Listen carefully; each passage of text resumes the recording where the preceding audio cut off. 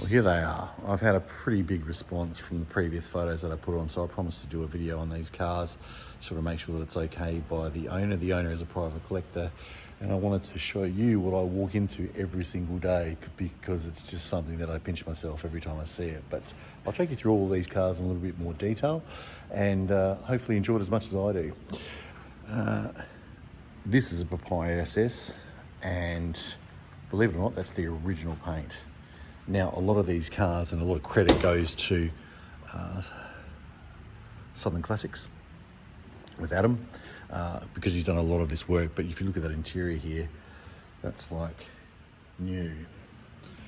It actually has a really hot engine in it, but the original engine and running gear is not in this car. I'll show that to you in a minute. But a beautiful example of an SS, and I'm still blown away by how amazing that original paint is.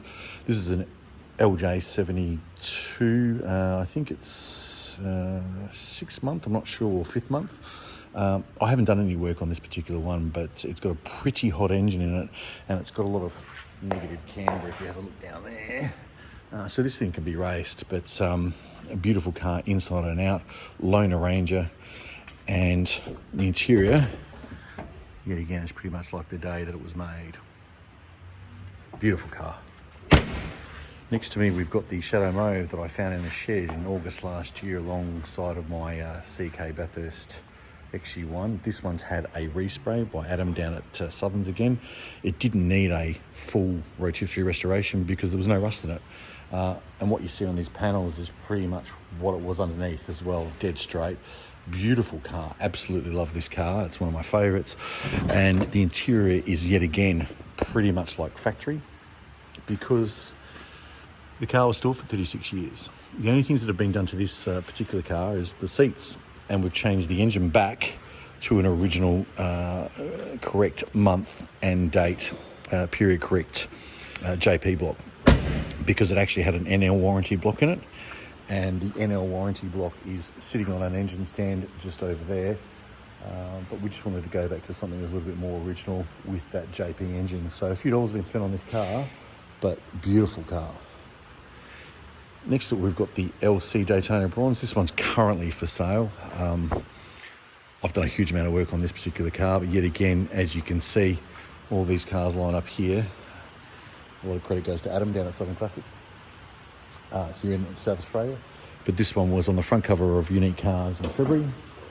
It's currently for sale, and a beautiful vehicle inside and out. Very rare colour combo, being a Daytona Bronze with antique gold interior. And yet again, this thing's very close to what came out of the factory. Very close. Got a Plumb Dinger over here. You would have seen a fair few videos on this one recently, which is a beautiful car. It's in reasonable original condition. It will need a little bit more love, which is going to happen over the coming 12 months, but a perfect example of a second month 70 Plumb Dinger LC XG1. We've got a GDS here. Now this GDS has got a 10-second engine in it, roughly a 10.5 second quarter-mile engine with a Tremec 5-speed in it. Angry as hell to drive, but a beautiful car. I actually love this one. I haven't done any work on that. Well, when I say I haven't done any work on that, I haven't done major work on it. I've just cleaned up the interior a bit in it and changed the carpet over and done some work with the stereo on the dash. This is the white HK307 GDS. This is obviously a manual car as well. When I open up the door, you'll see that, but a beautiful example of a GDS. And I've done all the interior in this and put the running gear in it. But, you know, if we look at it, it's a manual.